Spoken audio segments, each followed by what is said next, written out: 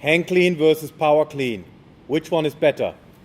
Or what is a better exercise, the hang clean or the power clean? In this video, we discuss the hang clean versus the power clean differences. Hang clean versus power clean, which is better for athletes, which is better for strength and or power, and which is the better exercise for building muscle mass.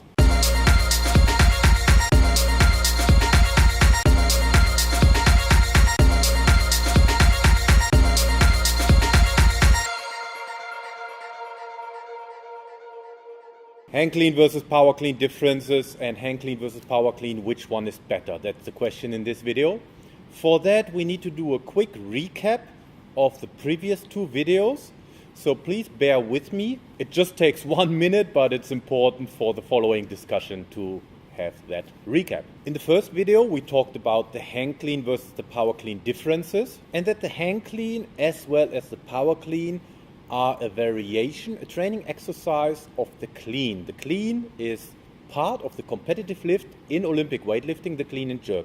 The hang clean has a modification in the start position. So instead of starting from the ground, you start from the hang, and the hang can be at different heights, but has the same catch position as the clean. The power clean, on the other side, has a modification in the catch position. So it catches the bar higher, normally above parallel, but has the same start position as the clean. And in the second video, we talked about hang clean versus the power clean and which one is easier to perform. And I concluded that both lifts have their benefits as well as drawbacks. In short, what are the benefits and drawbacks of each exercise? For the hang clean, the benefit is it's easier to get into the start position because you don't have to start from the ground. Especially for taller athletes, it's much easier to get in the start position from the hang, so from a little bit of a higher position. The drawback is that you have to catch it in a full and deep squat position. The power clean, on the other side, easier to catch because it's a higher catch position, but the drawback is you have to get into the start position on the ground, which can be difficult for some athletes. Back to the initial question, what is better, the hang clean or the power clean? In short, the hang clean has a much shorter range, so it focuses on a very quick and forceful extension, high rate of force development, and a quick turnaround into the catch position where you have to catch the bar onto your shoulders and decelerate the bar. The power clean, on the other side, has a much longer distance to accelerate. You start from the ground and you pull it much higher than in the hang clean, and therefore, in very simple words, it focuses more on pulling strength.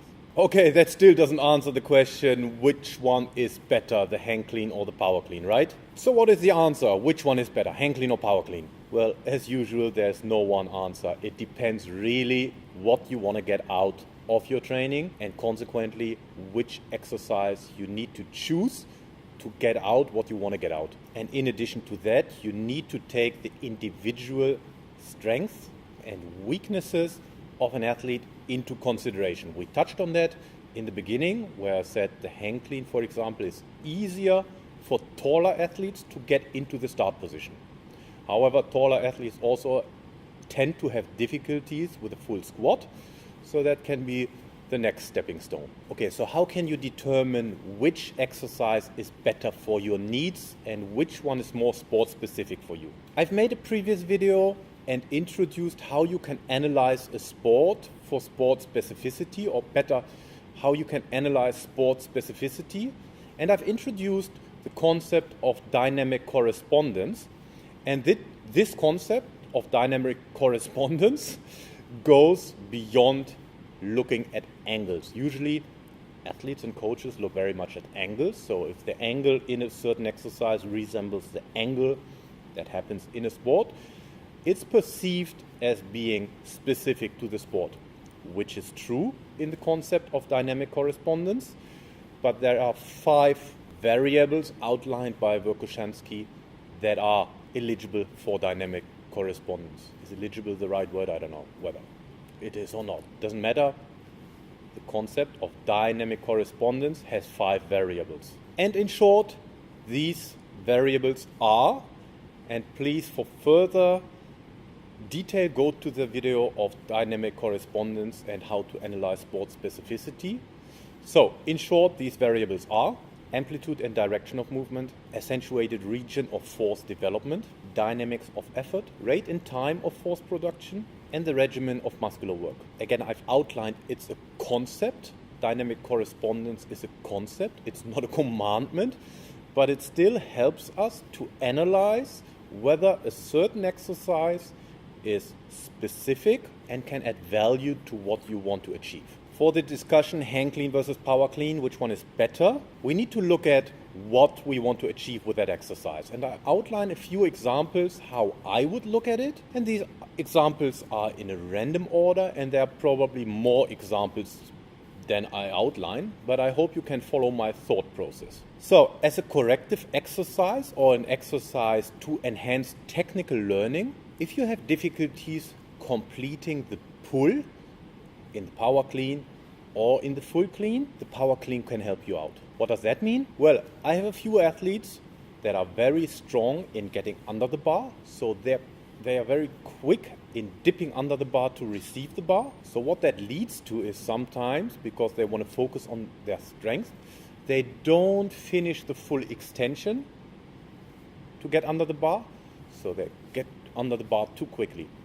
If that is the case, and that is the limiting factor in your power clean or your clean, the power clean can help you because you can focus more on a full extension, or even the clean pull can help you. Vice versa, if you have difficulties getting under the bar to catch it, and sometimes you see that athletes are very good at getting the bar up, but then at the top position there is a brief pause which delays the catch. In these instances, the hang clean can be a very good exercise to train and teach the quick turnaround and getting under the bar.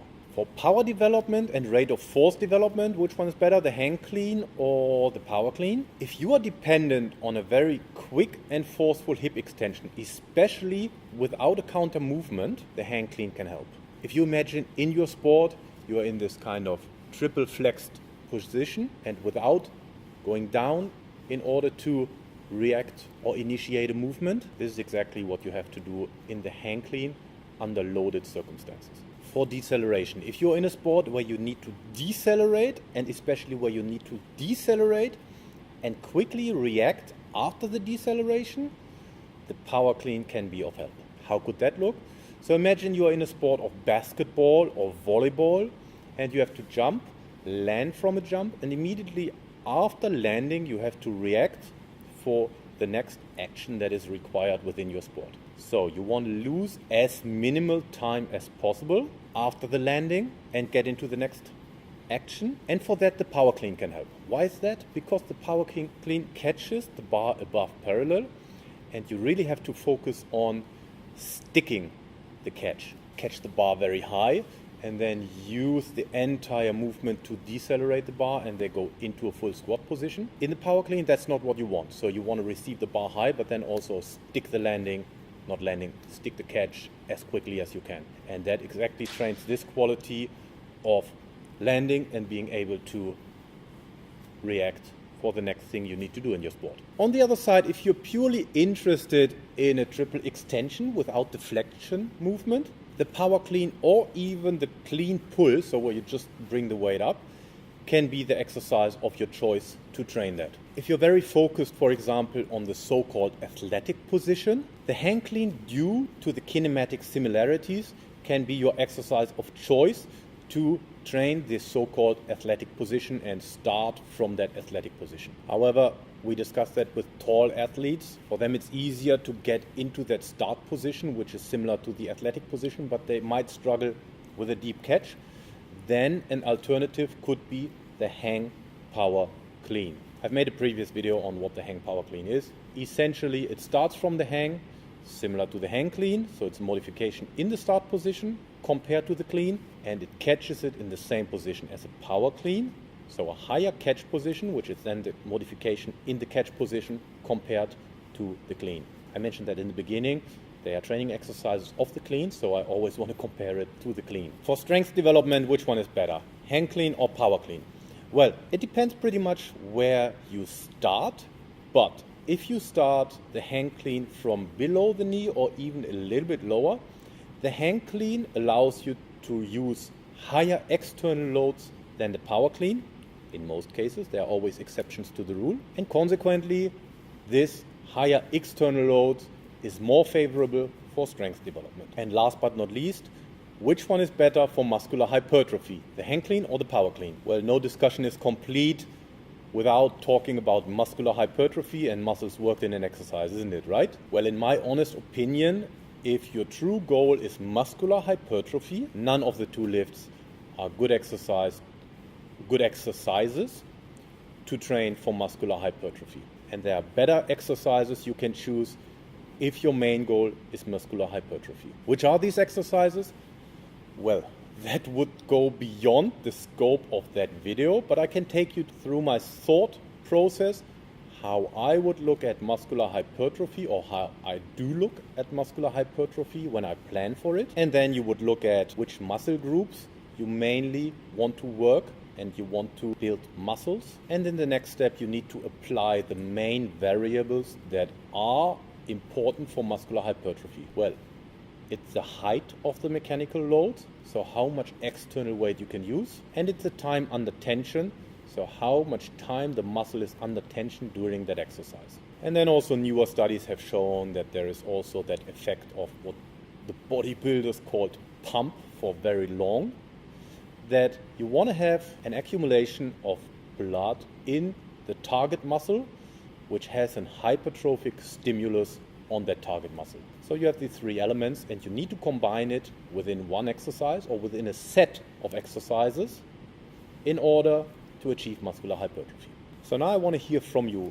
Which one is better, the hang clean or the power clean? What is your opinion? And which one do you prefer to use, the hang clean or the power clean? And if you have further questions or want to add to the discussion, I would be very happy if you leave a comment below.